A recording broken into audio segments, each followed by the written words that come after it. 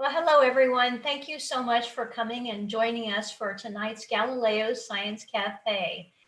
We're an interactive, informal, information providing service from George Mason College of Science. To kick off the evening, our Dean, Fernando Morales-Wilhelm, is going to say a few words. Thank you, Andrea, and thank you everyone for being here with us tonight for a very exciting presentation. When I read the little abstract that was circulated with the presentation, it made me so interested of being here tonight because I think it's addressing a very important issue that we as a society are going to come to grips with in the near future. Is, you know, what is the future of medicine? How is it going to look like? How are the future doctors going to be trained? What, you know, and we're going to see remarkable changes in the near future. I think if anything is to learn from the last 12 months in which we've had this pandemic, is that life can be so different. You know, just hinging on medical issues and diseases and illness. And so there's definitely a big need to start thinking about how this future is going to look like. And I'm delighted that Mason has tackled this very important topic, and I'm really delighted to welcome the speaker tonight and welcome all of you. So thank you, Andrea, for putting this together. Thank you, Lance. And let's take it away. Great. Okay. I want to introduce and just if you haven't attended a Galileo Science Cafe by Zoom, we are eager to hear your questions, and we will. You can either type them into the chat box or the Q&A box, and then we'll monitor those at the end of the presentation. We'll look at them and we will answer as many as we can. So we, enter them at any time, and we'll collect those and go over them. I want to introduce next someone that is very familiar to most of you, Dr. Leota, who is one of our esteemed colleagues and a founder of Galileo Science Cafe. He is going to introduce our speaker tonight. Thank you. Thank you very much, Andrea. Welcome to tonight's Galileo Science Cafe. As we do for every meeting of the Galileo Science Cafe, we have an esteemed thought leader on a topic that is of interest to the community. This is science for the community. And the topic for tonight is physics in medicine. Now, it's important to note that the principles of physics is embedded in every aspect of medicine, not only because physics principles are the basis of all instruments, tests, computers, radiotherapies, and imaging, but because the laws of physics are the very basis of life itself. Leonardo da Vinci used the principles of hydraulics, pulleys, and levers to understand the human body. The revolution in electricity was begun when a battery was used to make frog legs twitch. And the revolutionary discoveries in radioactivity and optics completely transformed medical diagnostic imaging and radiotherapies for cancer. In fact, the physics mysterious quantum theory is the basis for magnetism, electricity, transistors, your cell phones, and even how molecules bind together in the chemistry of life. The Physics of Medicine program that our esteemed speaker is representing is supported by the Cloud Moore Charitable Foundation, which is continuing its commitment to increase academic competence and encouraging leadership abilities, particularly in the life sciences and medicine. So we very much thank the Cloud Moore Foundation for its many contributions to George Mason and for its support of the Physics in Medicine program. Our speaker for tonight is Ed Shushevich, who is a widely published experimental physicist and interdisciplinary technology worldwide leader, teacher, and corporate executive with credentials in both basic and applied research. And Over Ed's 30 years career, he rose from branch and division manager to executive vice president, then to chief technology officer, and then business owner, overseeing large and diverse government-funded programs in plasma physics, sensor design, test and applications, and even space sciences and medical physics. Before coming to Mason, Ed was the resident guest scientist at UCLA, and he directed global international teams of scientists in cross-disciplinary research and development programs, including an oil and gas program in Venezuela, a national plasma fusion laboratory, and a 16-country space weather science team. He has been a passionate advocate for physics and medicine and medical education, and for encouraging more collaborations between physicists and medical scientists. So take it away, Ed. Well, thank you very much, Lance. I appreciate that introduction. Thank you too to Dean Morales and to Andrea for putting everything together, and to Michael as well for all your technical support. I very much appreciate that. To our audience, welcome tonight to the Galileo Science Cafe. I understand that we likely have a very broad spectrum of demographic distribution of members in our audience. Everything from, as I understand it, high school students and their teachers, to students and faculty members at George Mason University, and perhaps a scientist or two from some of our local technology companies. And in that group, I surely anticipate that we have mothers and fathers and grandfathers and aunts and uncles who have youngsters in their family contemplating a career in some form of medical science, whether or not it's a nurse practitioner or a physical therapist or a medical doctor. And so hopefully I've put enough materials here together that can satisfy all your interests. And I have enough references that you can climb up and down the ladder of content to satisfy your own particular needs.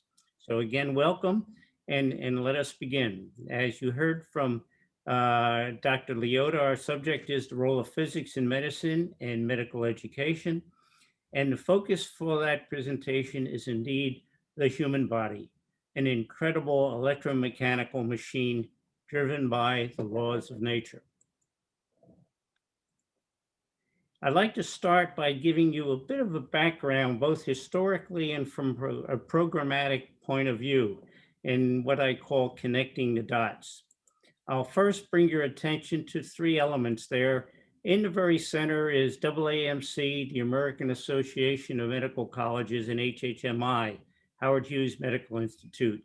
Back in 2009, they issued a very seminal report on medical education, basically saying that medical education hasn't changed in 100 years. In that 100 years, hearkening back to the Flexner report in 1910. And so the claim is medical education has not changed. The technologies and the scientific backgrounds are increasing immensely, and the educational system has just not allowed our doctors to keep up with that. That was in 2009. 10 years later, in 2019, at the AAMC annual meeting in Phoenix, Arizona, a group called the Society for Improved Diagnostics in Medicine basically came forward and had a special session that said, nothing has happened. This is really tragic. We have this major call for change, but nothing at all has happened. And so that brings us to where we are here today, talking about the physics and medicine program supported by the Claude Moore Foundation and housed here in a wonderful institute led by Dr. Lance Leota and Chip Petricoin, called the Center for Applied Proteomics and Molecular Medicine. Very quickly, a couple things here that really are attached to the way we approach medical education. Let me start here with STEM. All of us hear about STEM: science, technology, engineering, and math. That's been brought forward because there's a real threat in our country about the lack of interest on our young students in going into sciences and technologies. And in fact, there's monies being supported from the National Science Foundation to kind of formulate bigger and more important programs. One comment I'd like to make in here: science, technology, engineering, and math. Note that is framed by S, science on one end, M on the other end. If there were no science and there were no mathematics, we wouldn't have any technologies and we wouldn't have engineering.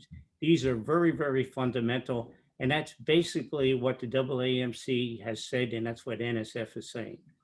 Along those lines, in the educational process, there's a program supported by the American Association of Physics Teachers called Physics First. It addresses the fundamental problem in, for example, high school education, where the sequence of science courses starts with biology, goes on to chemistry, and has physics. And basically, the approach to that is much aligned with the comments that you heard from Dr. Leota in the very beginning. Physics is the basis of all sciences. And in fact, physics is the foundational science. So there's a movement to see that physics is moved forward in the program. So physics comes before biology and comes before chemistry. The argument is, oh, you need more mathematics, and so the students have to wait till the senior year. Not true. Physics can be taught from a principal's point of view and indoctrinate the individuals to think as physicists do and understand the fundamentals of everything. Along those lines, there's a program called IPLS, that's Introductory Physics for Life Sciences. There's a number of schools supported by the National Science Foundation that are indeed enforcing, well, enforcing is not the proper word, but handling their undergraduate physics classes to guarantee a much stronger presence of the medical side of the contributions from physics. And you'll hear something later from me in one of the slide presentations of how greatly this has influenced the successes of the students that grow from those programs. There is also, I'll just quickly mention, Sesame Society for Ultrasound and Medical Education. That is a group of scientists and academicians that are convinced, again, themselves, that medical education is far behind, and teaching doctors how to use the diagnostic techniques at their disposals and making it clear that many doctors do not even understand the consequences of the findings that come out of many of those. So with that, let me kind of go forward now and look more closely so you can get a better appreciation of what is indeed the mandate to improve medical education as it has come out from the American Medical Association. And let me just specifically read from you. This is a summary statement from their document published in 2009. It says that curriculum must evolve to equip future physicians with a strong scientific foundation upon which to initiate modern medical practice. And they specifically point to that this educational change must foster scholastic rigor. And if anything, boy, the medical students might say, boy, isn't it tough enough the way it is? Analytical thinking, quantitative assessment, analysis of complex systems. And there is the emphasis on an increasingly close relationship that needs to be established in medical education between the physical sciences and physics itself and the mathematical sciences in the practice of medicine. Now, 10 years later, let me go into this is some of the just to give you a flavor for specifically what the AAMC report is calling for. I'll go through a list of specific illustrations directly from the report. But for example, they're looking for students to be able to describe how the electrical circuits establish magnetic fields and how time-varying magnetic fields induce electric currents in materials, biological tissue, and organs, as for example, in the heart. And we'll go and give an illustration of that and just how these electric currents control the very synchronous operation of the heart to guarantee livelihood in its very own self. There is also the need to apply the principles of electromagnetic radiation. and its interactions with matter. We'll see that in very simple terms from the point of view of not only radiation oncology, but things like just the functioning of the eye when electromagnetic radiation strikes the retina. There's also the need to apply geometric optics to understand and manage the image formation on the eye, and to apply the knowledge of sound waves to describe the use and limitations of ultrasound imaging. Not just imaging, but there is an incredible effort today involving ultrasound applications to about almost any disease that you can imagine. It's a worldwide effort that is going on, and people meet on a worldwide basis regularly. It's a very hot subject area. And finally, I'll point to the last illustration here. Explain the physics of how blood movement and pressure are affected by vessel diameter. We'll illustrate some quantitative examples of just a number of these things so one can begin to appreciate the difference between medicine as an empirical science and physics as a quantitative predictive science. But let me now first transition in the results from this Society to Improve Diagnostics in Medicine in the report that they provided in the 2019 meeting of the American Association of Medical Colleges. They reported on the toll of erroneous diagnoses, all right? And the numbers are horrifying. They report, for example, that in the United States, between 40,000 to 80,000 deaths a year are attributed to diagnoses, and that in every hospital, there are at least 10 deaths for the individual hospitals across the country in the year. And not only are deaths there as a matter of consequence of improper diagnoses, but every 10 patients are harmed every day from misdiagnoses in either clinics or in emergency rooms. So they point to this tremendous statistic, and actually Dr. Leota made reference to this kind of a problem, and that is indeed a very serious one. It's not the problem of the medical students, it's the problem of the educators providing materials that is necessary to bring these advances forward in medical education. This group then points out, hey, listen, we have this mandate to improve education. We have this consensus of competencies, including the one in foundational science already. What we lack, however, is content, assessment, faculty development, implementation. So in principle, we're at a standstill. And they point to the next steps that are necessary. And two of those are indeed those that are being addressed by this physics and medicine program. We're developing content, and we're implementing that content throughout the chain from pre-medical students up through med students, residencies, and continuing medical education. In comparison between physics and medicine, basically, physics is a fundamental science, and medicine is an empirical science. And medicine is where physics was more than 300 years ago.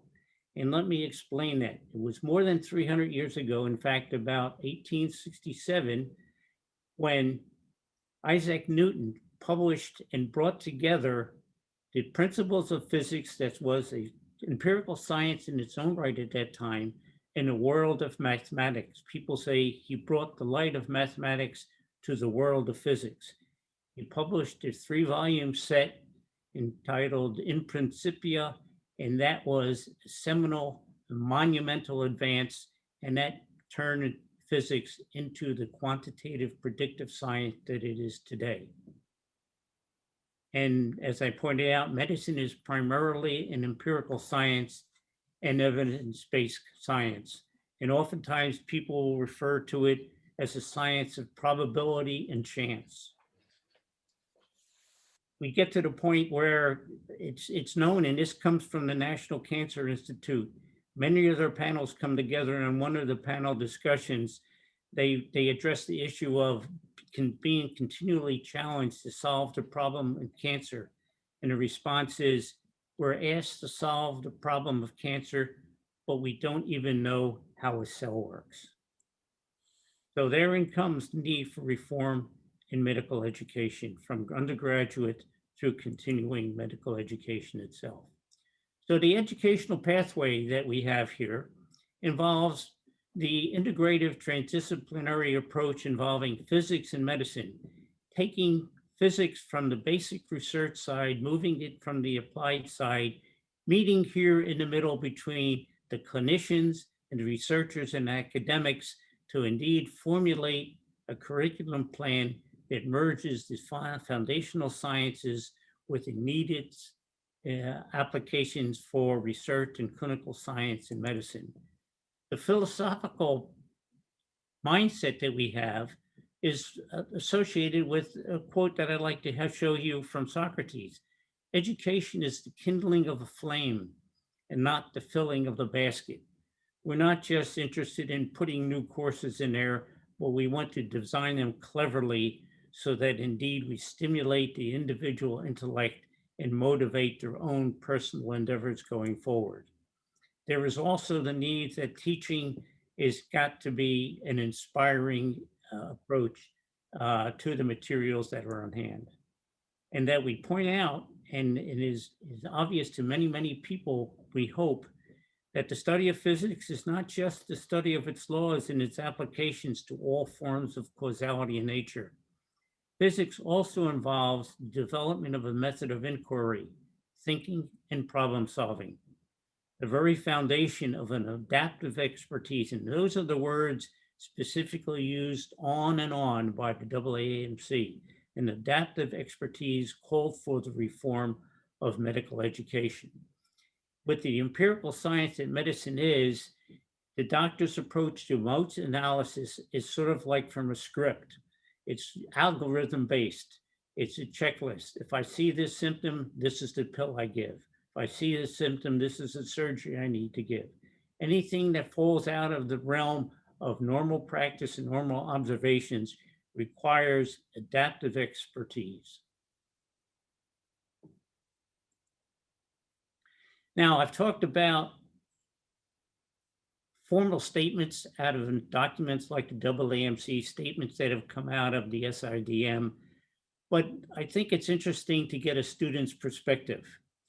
Quite frankly, it's been my experience in teaching physics for pre-meds and in my lectures to medical students and resident students that there is almost natural born fear in the part of medical students of physics. They fear that there's a little return for investment, that there is a risk of a low grade that might impede their entrance into medical school. Let me give you an example here from this program that I pointed to earlier, IPLS, Introductory Physics for Life Sciences. Here's some emails that Dr. Nancy Donaldson sent to me. She's the chairman of the Department of Physics at Rockhurst University. She has a specialized program that emphasizes physics, or emphasizes the medical applications of physics, and it has support from the National Science Foundation. She regularly gets emails from her students who move on to graduate school and to medical school, and I'd like to share those with you. On the left-hand side, and these are quotes directly taken from the emails. This was a physical therapy graduate student. I'll not read all the words, but she goes on to say how physics of medicine has helped me immensely. And it's not just a matter of levers that are important to the world of physical therapy, but she talks about all the assistive devices and also to the understanding of ultrasound techniques in terms of the frequency effects to depths of the sound and waves, its traveling, its absorption and reflection. And she says, I can go on and on. On the other side, we have from a first-year medical student, pretty much saying exactly the same thing. Very glad he took the physics course. He compliments her on her style and her presentation. He says, I find it goes everywhere and everything I've looked into in terms of physiology and imaging and all the things I talk about in the cardiovascular system, the physics that I've learned in flow rate, velocity, pressure, resistance, and so on, has been so very helpful that he recommends her courses in physics to anybody who considers a life in or a career in the medical profession. So I think these are outstanding statements for the kind of work that Nancy Donaldson is doing out there at Rockhurst University. Okay, so one thing I want to make clear is that what you're hearing here tonight is really a testimony of the challenges that are facing the academic community and needing to make changes. I think the medical community and the doctors that populate that portion of our economy and our health industry are the super performers in our society as a whole. And I'd like to show you that in this graphical display of professions and the rewards that come with different professions. This comes from a Bloomberg report. It looks a bit complicated, but please bear with me, and I think you'll be happy that you saw this. This is a plot with the x-axis showing satisfaction with the job and feelings of reward and feelings that your job is indeed a contribution to society. So 0 means you have very little regard for your job, and 100 says you are just at the top of the list, feeling that you're not only enjoying it, but you're making a significant contribution. The other reward is here on the y-axis. This is the average salary return going from 100,000 to above 400,000 in terms of the median salaries. The different colored circles represent different discipline areas of different jobs. The yellow ones represent industry and engineering. So you see those that kind of trail along this portion of the curve, going from low values to high values. And then I bring your attention to the gray circles, and those are indeed circles in the medical profession. And look what populates the upper right-hand corner in terms of degree of satisfaction and feeling of its merits and contributions to society, and in terms of its financial returns. And specifically, I circled the top 2, neurosurgeons and cardiovascular surgeons. So these are indeed at the top of the list. But for those students out there considering a career, it's not an easy path. There's no question about it. And indeed, it is a challenge that requires high intellectual commitment and capabilities and a dedication to a long career in the educational process. Our doctors are indeed, of all professions, are the highest ranked in terms of the intelligence category. Take whatever career path you want. In general, the highest ranking intelligence category goes to our medical doctors. Now, these medical doctors, in pursuing their career, pay the price, financial for their education and time and commitment. 4 years of college, followed by 4 years in medical school, 3 to 6 years in residency, then followed by a fellowship in 1 to 3 years. Then facing board certification testing, and it's a continuing process. Alrighty, and after that, they need to take something of the order of 30 credit hours a year just as part of their continuing medical education. And certainly Wednesdays and Fridays are not days off for call. Doctors are always on call. So indeed, it's a challenging profession requiring high intelligence and a genuine commitment to the workload that's necessary to get to the achievement of being at the top of your class in this class. One of the things I want to say, just thinking about the students in the previous slide, who were students of Dr. Nancy Donaldson, they were very good undergraduate students, and they maintain that the physics course that she taught them made them superior learners and superior performers amidst their own ranking class of medical doctors and other physical therapists. And do let me not forget my physicist friends that I bring up here on the right side of the screen. Here you see physics in terms of feeling the emotional rewards of the benefits they contribute to society and their own intellectual rewards, very high on the rank. However, they don't match the salary range of our medical doctors. Let's now begin our entry into the world of physics and see about the applications, starting with a number of the forces that we routinely see: mechanical and kinetic forces, electrical forces, electromagnetic forces, gravitational forces. Here, for example, we see them on our routine experience in pulleys, amusement rides, and collisions. Electrical forces we see in the clinging of our clothes through static electricity. We see in the operation of our toasters. We see in the skies and lightning, and they form an important function in copy machines. In the electromagnetic range, doorbells, TVs, and radios, all mobile devices in gravitational fields, the flight of a baseball, the falling tree, orbiting and synchronous satellite. Put these all together, and each and every one of those goes in concert and in partnership to describe and operate in the biophysical functioning of just every system we have in our bodies, all our muscles and skeletal structures, all the cardiac functions, the blood flows and vascular controls, pulmonary functions, all the sensory functions from eyesight to touch to hearing to smell, and including oxygen and nutrient exchange processes, and I can go on and on. And in fact, physics starts at the base. It's the bottoms up process. The laws of physics is that which drives cells, tissues, organs, and then in composite to the human systems. In terms of it being a foundational science, it is here at the core of things like cell biology, molecular biology, and chemistry.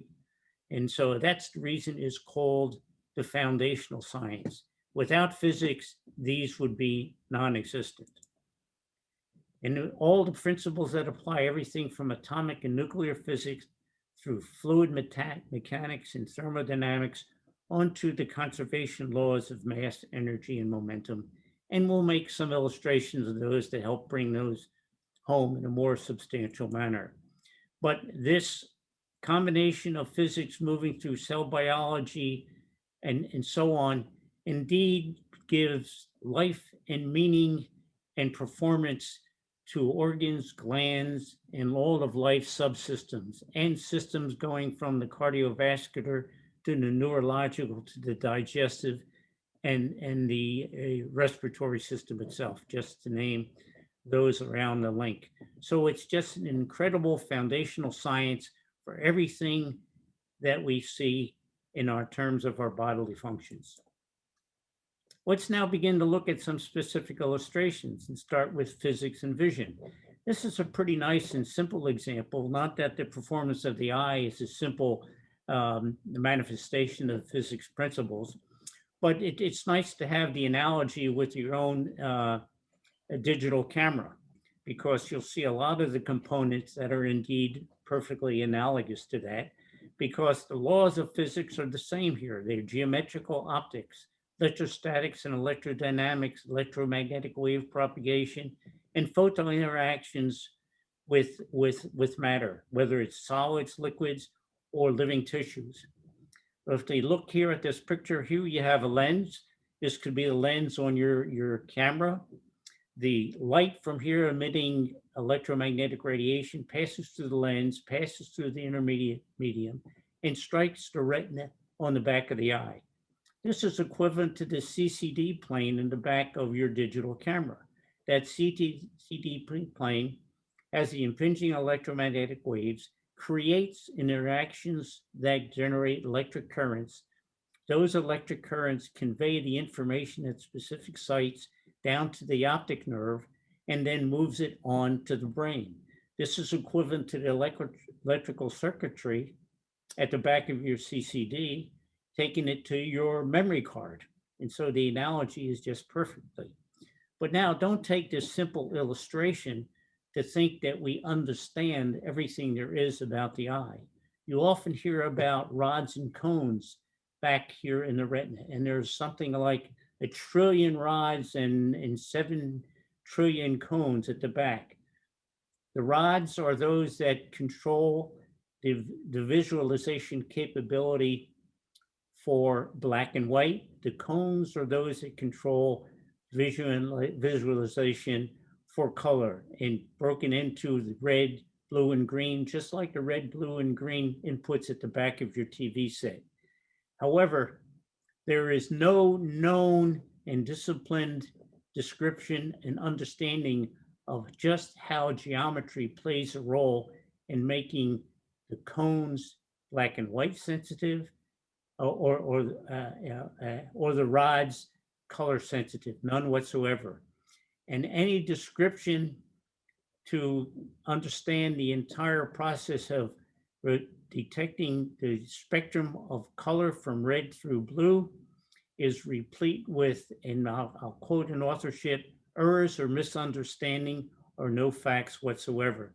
So there's still a great deal to be learned from the physics point of view in terms of understanding vision.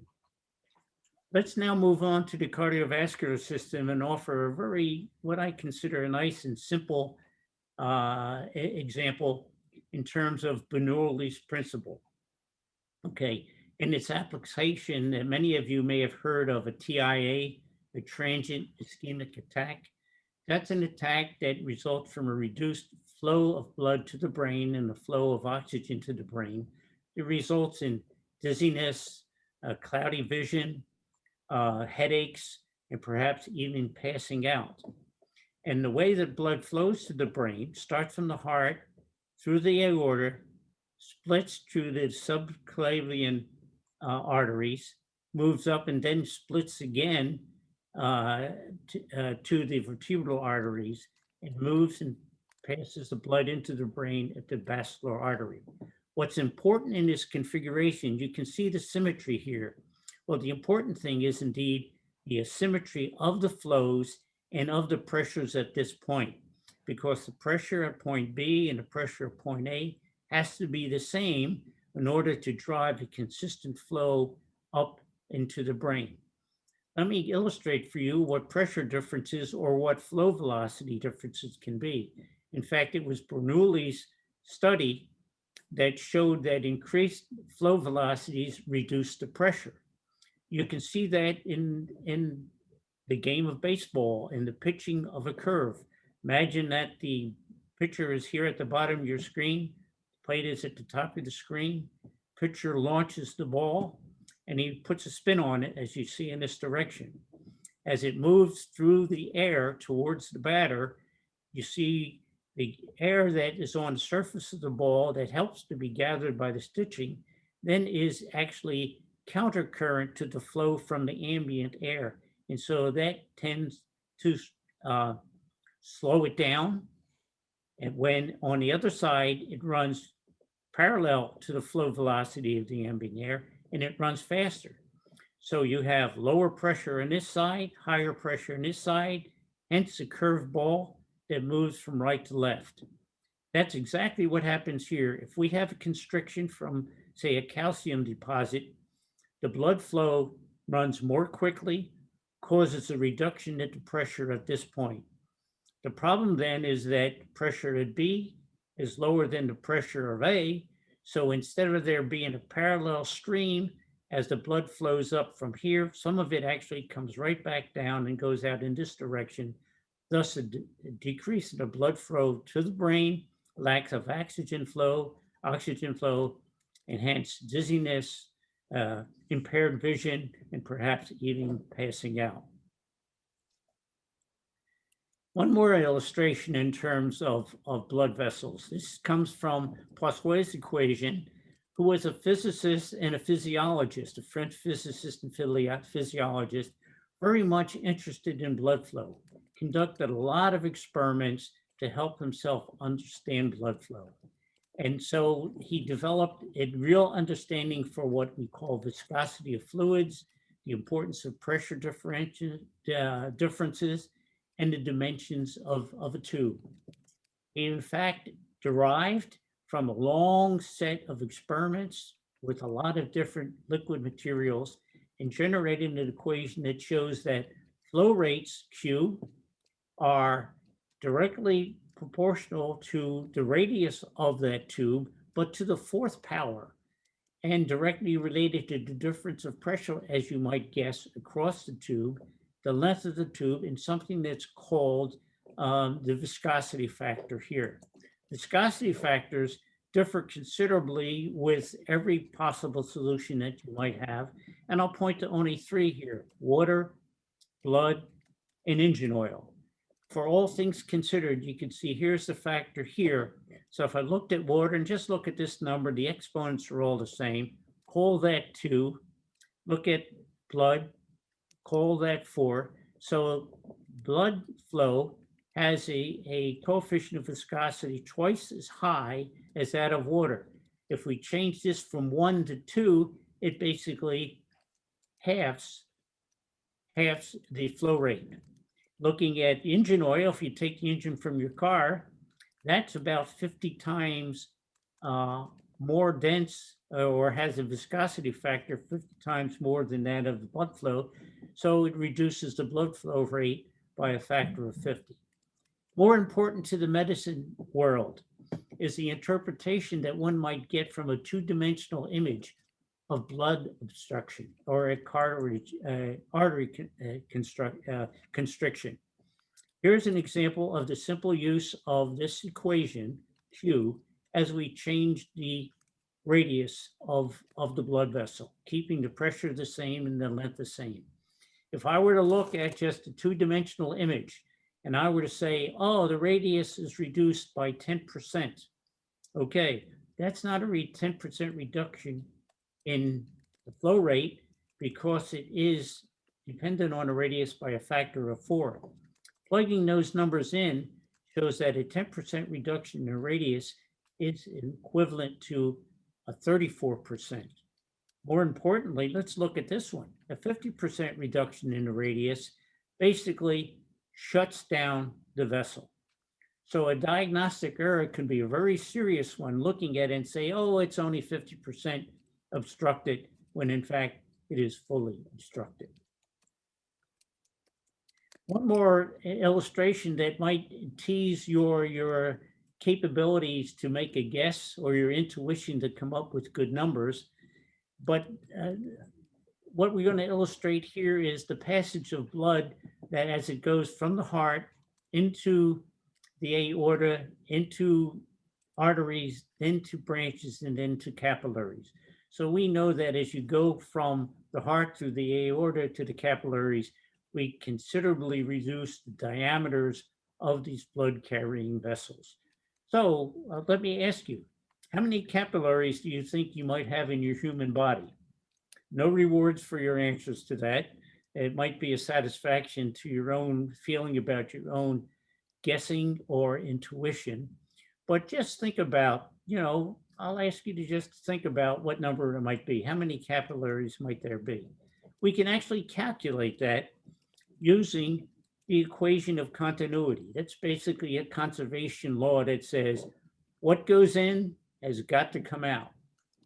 And let me just tell you, in terms of any questioning about physics demanding high-level physics or high-level mathematics, and that necessarily needing to be given to, say, only high school students, let me show you how that doesn't bear out in this one illustration and many, many others that I can bring to your attention. But quite frankly, this is mathematics that can be done by a middle school student. There's nothing at all. It's just a matter of looking at the equations for the change of mass over a function of time. And all you do is just simply create the density of the fluid that you're looking at, its velocity and its cross-sectional area. And so what's going in is this part of the equation on the left-hand side. What's going out is the part of the equation on the right-hand side. When you then begin to realize that the density of the blood going in is the same as the density of the blood coming out, that disappears from the equation, becomes very simple. Looking at the area in terms of pi r squared, we all like to remember that from our geometry. That's the area of a circle, pi r squared. Plug that in, I can come with the number n. When you put in the velocities in the radius, you come up with a number. Now, for those of you in the audience that did decide to interrogate your own self and ask what the question might be, here comes the numbers. 7 billion capillaries, I'm sorry, not calories, 7 billion. I've got to say, I asked this of my pre-med students and med students, and about 5 to 10% of them will come up with a number that's close enough to win a pat on the back and a smile of satisfaction that they indeed got it very close to the right answer.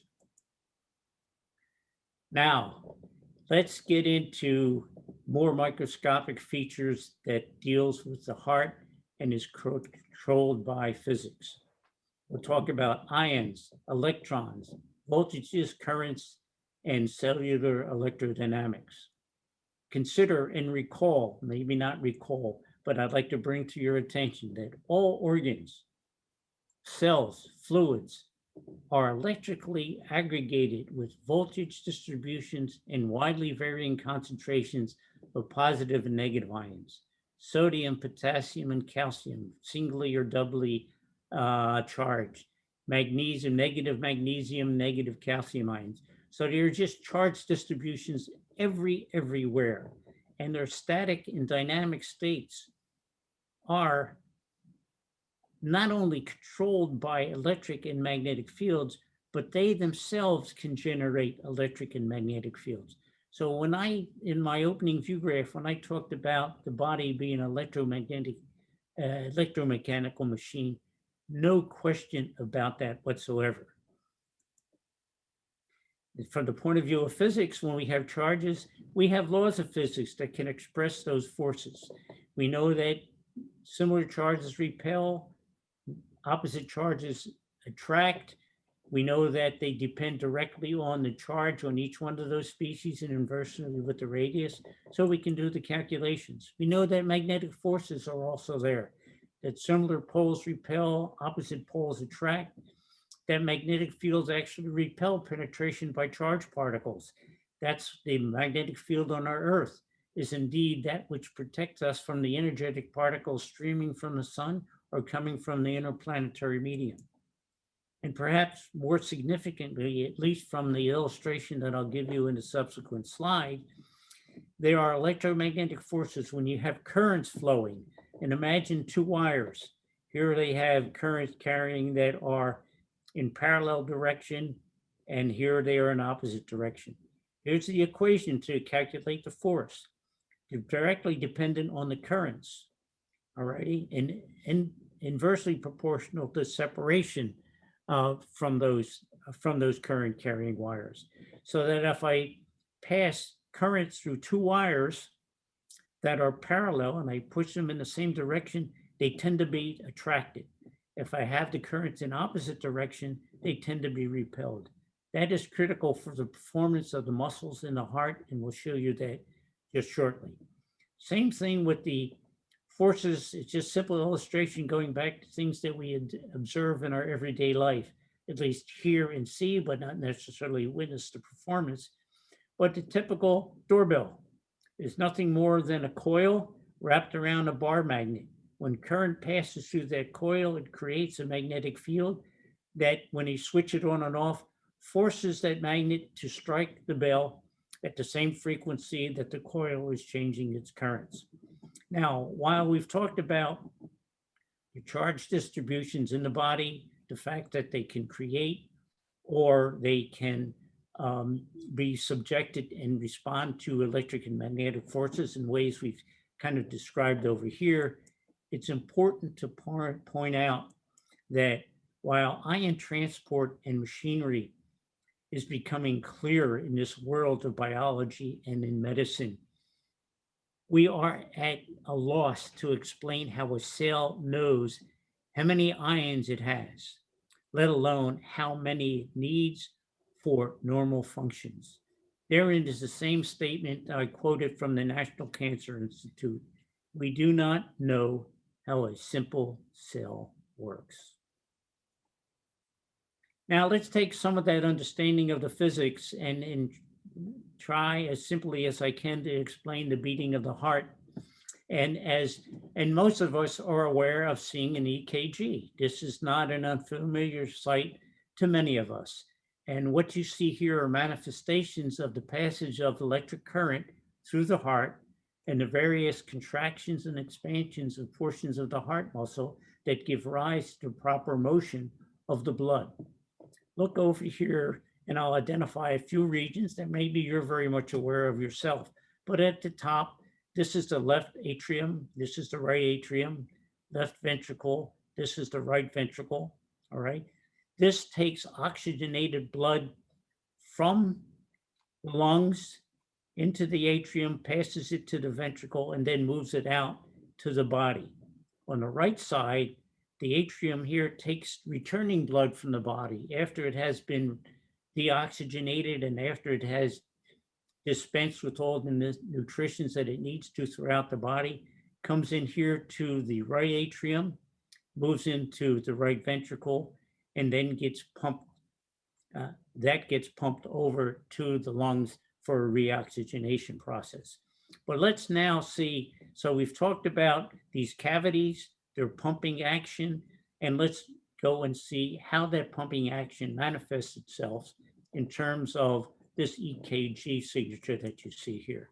And let me just bring a lot of these things here to bear, and I won't go through every single stage, but let me concentrate on the P, the R, and the T. Alrighty, when you receive this signal on EKG, what is happening here is that the conducting fibers in the atrium are beginning to pass currents. And those currents are doing exactly what we were talking about on the previous slide.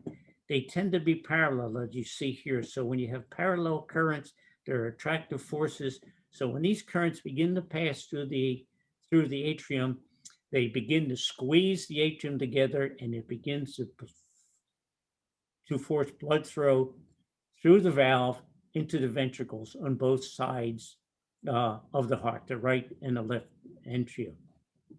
Then we move over to R.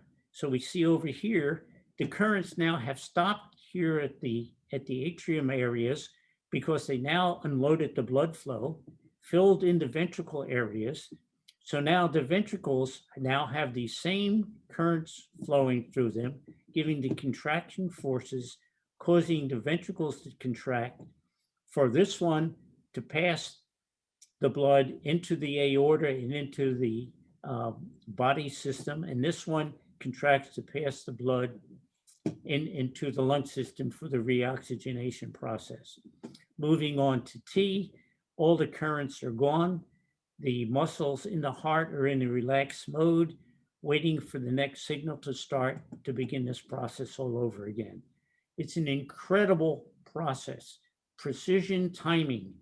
The atria do compress, as I described to you. Timing is critical. The same thing as timing is critical there in the ventricular process as well. An incredible pumping station, an incredible electromagnetic machine. Let me now move over to the ear. Oftentimes when I lecture on the ear, I'll say to the students, if I were originally called in to design the ear, and the ear not having been there before, and had to pull together a team of scientists and engineers, I'm not sure I could have come up with as an exquisite design as we have here with our ear. It's a 3-component system, the outer, the middle, and the inner ear, that operates on the process of transferring gas kinetics from standing and propagating waves to electromechanical forces, charge transfer process, and hydrodynamics. There's not enough time for us to go into detail, but I'll try to outline for you the various processes and the uniqueness and splendor of the design of the ear.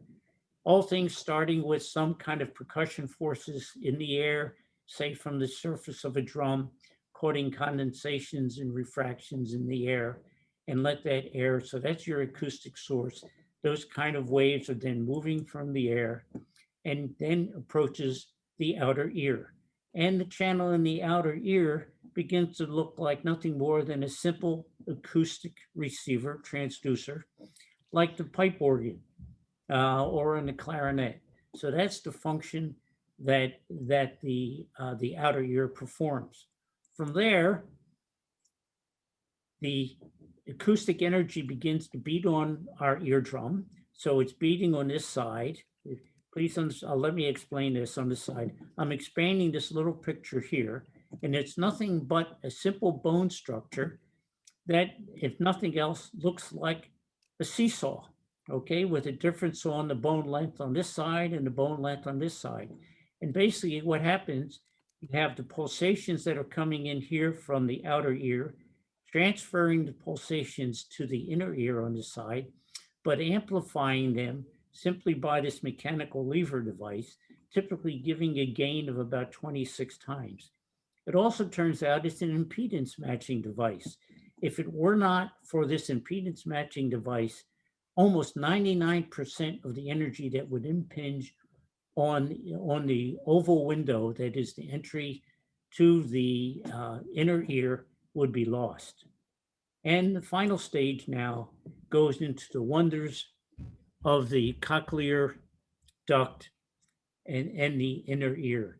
This is real, where real magic takes place. And it takes a lot more time to describe, even in a very simplistic way. But please let me share with you some very quick perspectives, because it is indeed an incredible component of the inner ear. It takes fluid mechanics and converts it to cellular charge transfer processes, electromechanics, and gradient-driven diffusion forces. I'll not go through all the details here, but this is a representation of the image that I had on the other side. You have the acoustic signal coming in through the outer ear, pounding on the eardrum, amplified by the middle ear, and passing into a ductwork system. This is a fluid path, and this is a fluid path, and there's a continuous, shall I say, membrane that's called the basilar membrane here on the inside. Basically, what happens is when this acoustic energy comes into this, you can just see it like throwing a stone on a pond. You get the ripples on the pond. That's exactly what happens. You start passing the ripples along here. It comes along and migrates entirely through the cochlear region, imposing portions of force here on what's called the combination of the membrane system that transfers the energy. Imagine, if you will, here's a fluid, and here are a series of switches, and that's indeed what takes place. And let me try to explain that. As you go along, imagine the top and bottom of this system as nothing more than the poles of a light switch, positive on one side, negative on the other side, and that the pressures exerted through this fluid as passed on from the acoustic signal on the outer ear, causing pulsations and causing those switches to go on and off. Then, in fact, that switch is referred to, you see it here. It goes along, it's in a continuous fashion throughout this entire inner ear region, but it's nothing more than a charge carrier from the basilar membrane here to the tectorial membrane over there. So these things, the forces from the fluids on both sides, cause those to move up and down. With the real magic, if you will, and the real physics and the real energy transfer process coming from hairs that are on the top of this basilar membrane that charge and discharge. And the way they discharge is through a simple hair follicle that communicates the electrical potential in the current systems to the top place. So what happens as this begins to oscillate back and forth, the currents go back and forth from this charging and discharging cell and promote the signal going into this region and being transmitted to the brain. Let me just go one step further and apologize if this is too simple, but perhaps even more complex than I had intended to be. But this whole system that I've tried to describe here has an analogy with a piano keyboard. If I were to take this membrane that you see here, alrighty, and I stretch it out in the linear fashion that you see, it has nothing but a continuous sequence of switches along that linear path. And each one of those is sensitive to a different frequency, righty? So, and that's what happens when the acoustic pulse comes in, each one of these switches responds to a different frequency, including the entire spectrum of the audio capabilities that we put to use, whether or not we're listening to the Blue Danube Waltz or to the Mine by Rascal Flatts. Already gives us a full appreciation for that music. What you see here is a perfect analogy to a piano keyboard with its 88 keys. These keys themselves are like the basilar membranes, all right? The tectorial membrane is indeed like the piano strings, and these cells, the charging and discharging cells, are like the hammers. So just like you pluck a key here and get a tone, you pluck the basilar membrane section here and you get a tone that gets transferred. An absolutely incredibly, beautifully, and precision device. Now we'll move from studying the parts of the body to diagnosing parts of the body. There's a lot of things we could talk about. We can talk about CT and X-rays, and we can talk about MRIs, and we can talk about ultrasounds. I'd love to be able to do that, but time is too restrictive. Let me concentrate here on the MRI, the magnetic resonance imaging device, which is considered the gold standard for soft tissue diagnostics. There we look at the physics that go from nuclear and atomic physics to electromagnetic wave propagation, magnetic force fields, and then we couple the requirements of computer and image construction and the associated technologies. So when we look at an MRI machine, I'll identify three major components. There's the magnet, which is a huge magnet already. In fact, these magnetic fields, I haven't seen it happen, but I've told they can launch a chair across the room when they turn it on if the chair is not properly placed. So there's the magnet. That's the important part of this thing, of the device. There are magnetic, radio frequency coils that involve launching radio signals and receiving radio signals. And then, of course, the third important component is the person himself or herself and the body filled with hydrogen atoms. And why hydrogen atoms? Well, the body is about 60% water. 2 hydrogen atoms for water means that we've got a multitude of atoms, hydrogen atoms throughout our body.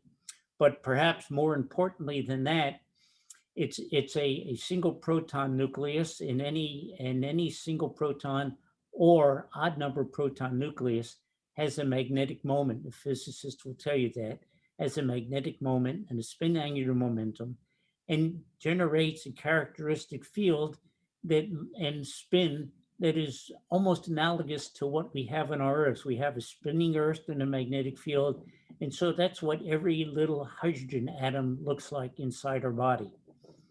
Now, their orientation are absolutely random throughout our body. No reason for any preferred rotation until we turn on this magnetic field.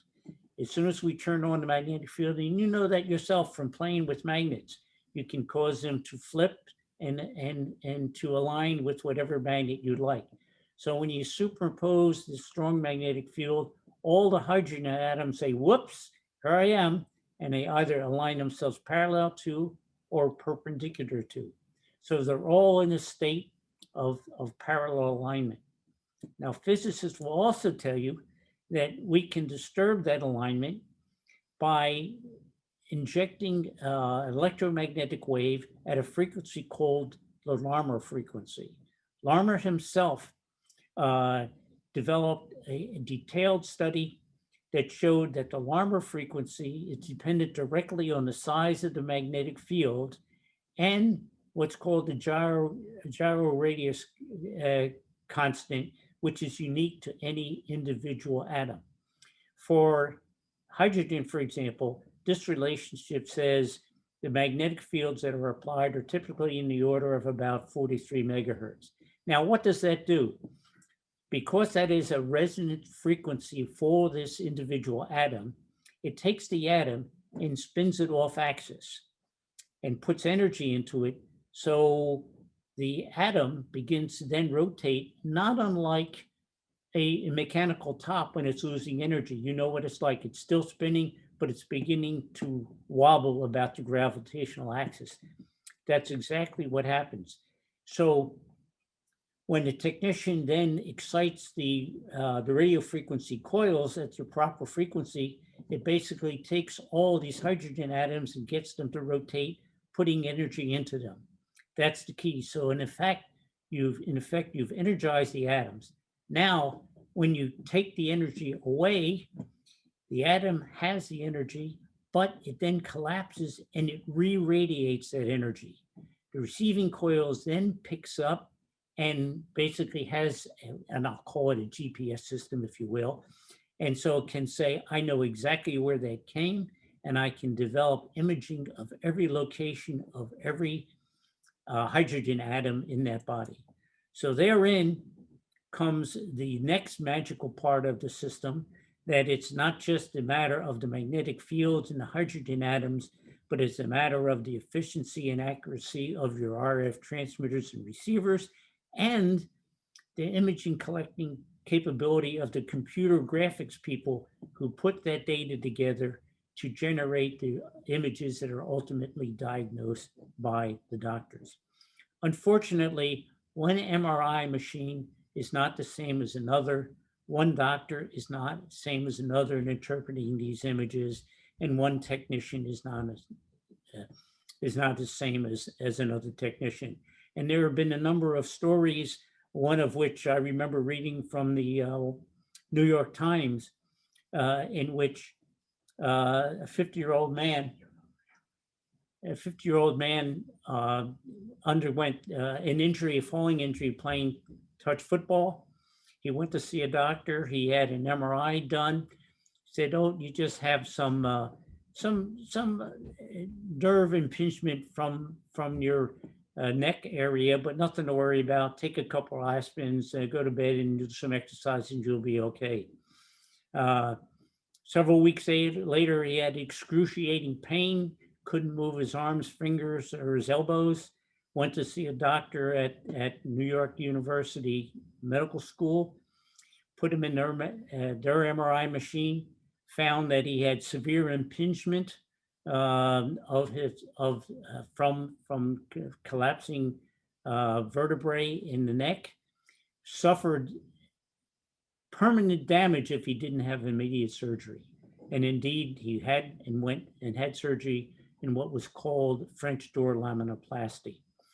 The analysis done afterwards by doctors from Harvard, Yale, and Princeton all pointed to two problems: the performance of the machine that was originally used itself, even though it was approved by the accreditation organization, and the doctor's interpretation of the results. So therein is care that needs to be taken in terms of images that come out from a given diagnostic machine and the analysis of those images. Okay, so now we come to the Claude Moore Foundation. We have now done full circle. We talked about the constraints of diagnostics and as brought together and exemplified by the meeting of the SIDM at the AAMC meeting. We have the program here now at the Claude, supported by the Claude Moore Foundation, where we are developing curriculum through a normal sequence of workshops and forum events with participation of medical academicians, researchers and clinicians, and physics faculty and researchers. And we're working on an implementation plan to see that those curricular products make their way into pre-med, med school, residency, and CME programs. We've developed a sequence of themes that indeed bring us all together so we can concentrate on areas to develop these curricular contents. And I'll just go through a couple of those briefly. Here is one theme we call neuroscience, electrodynamics, and cellular biology, the mind and the brain, pathways to cognition, sensory perception, and biofeedback.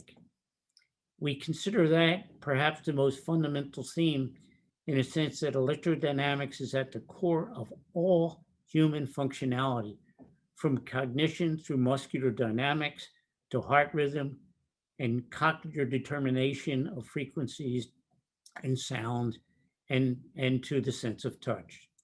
Other themes involve cancer and oncology, the making of a cancer cell, the integrated cardiovascular pulmonary system, the underlying principles of physics and engineering that make it work.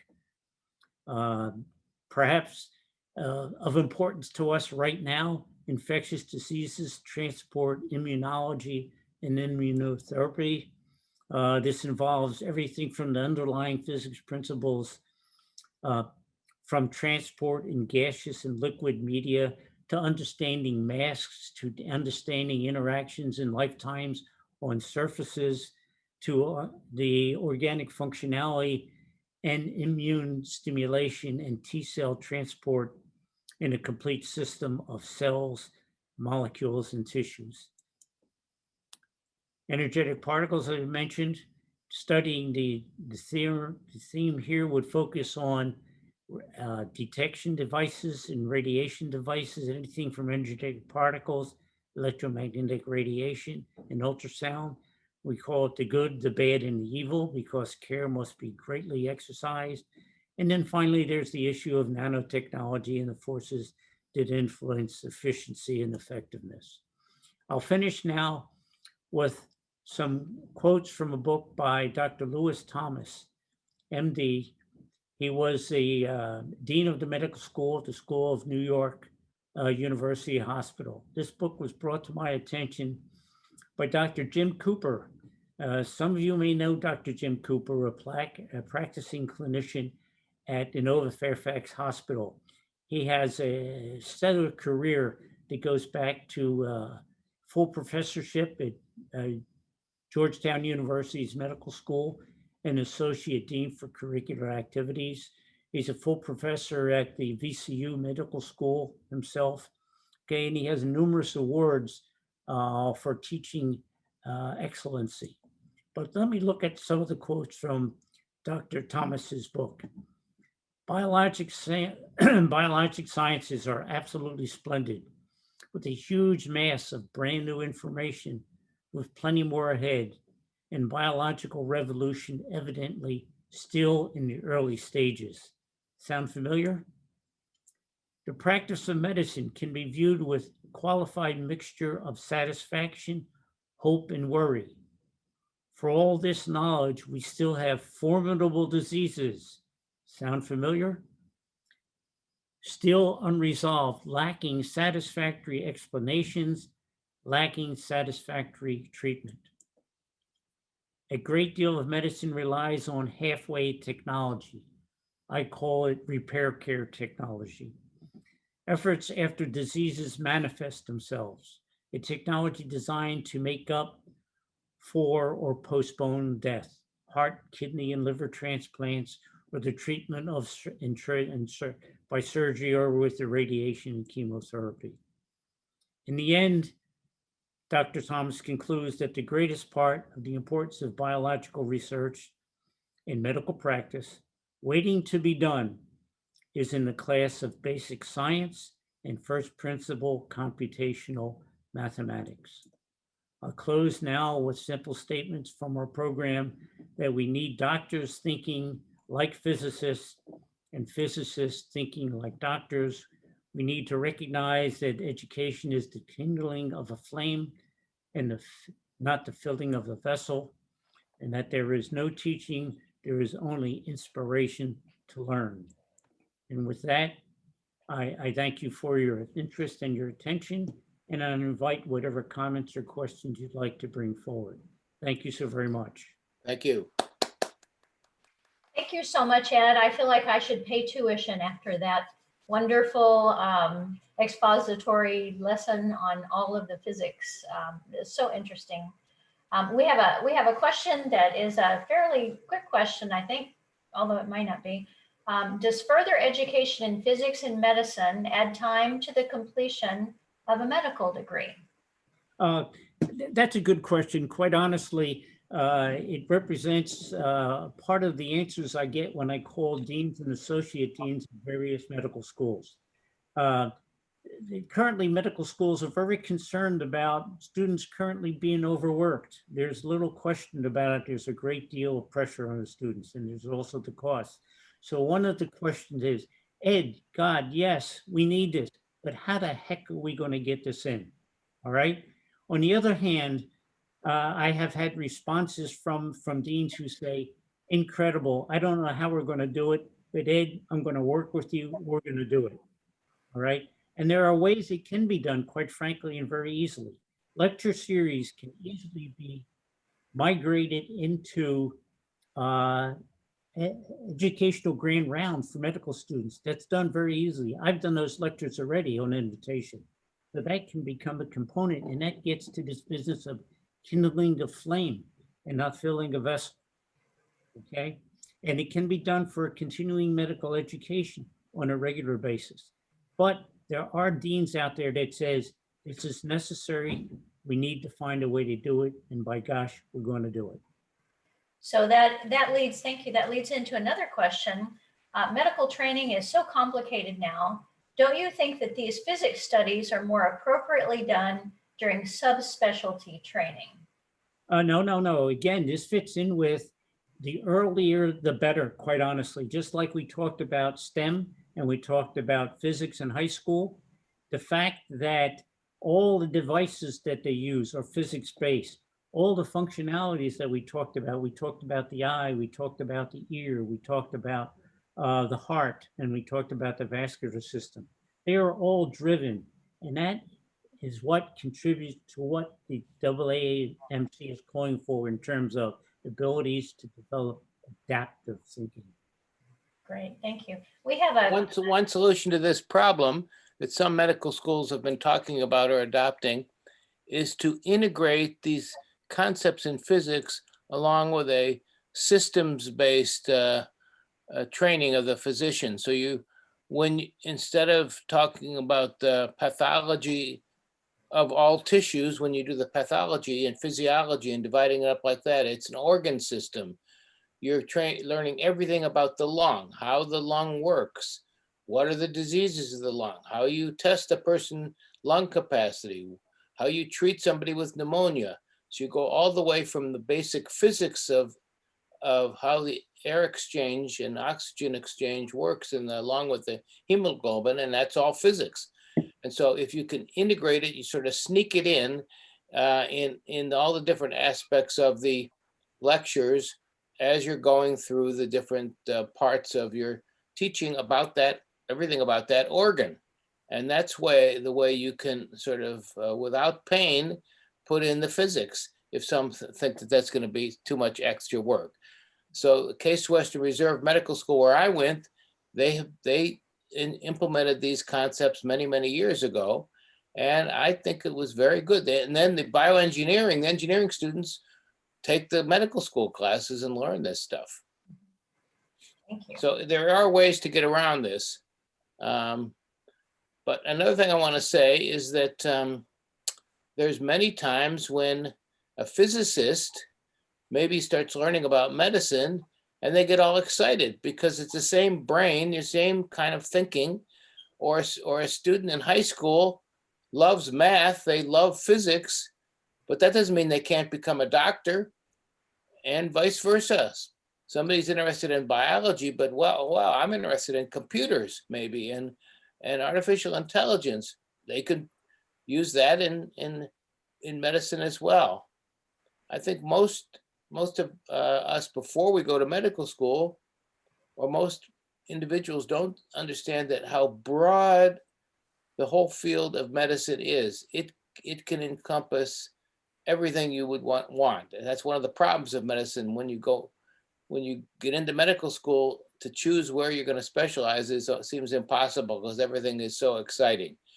But anyone who has some background in engineering and physics, it's only enriched when you're in medical school, and it just adds to your understanding of the human body as really a soft computer and electronic machine.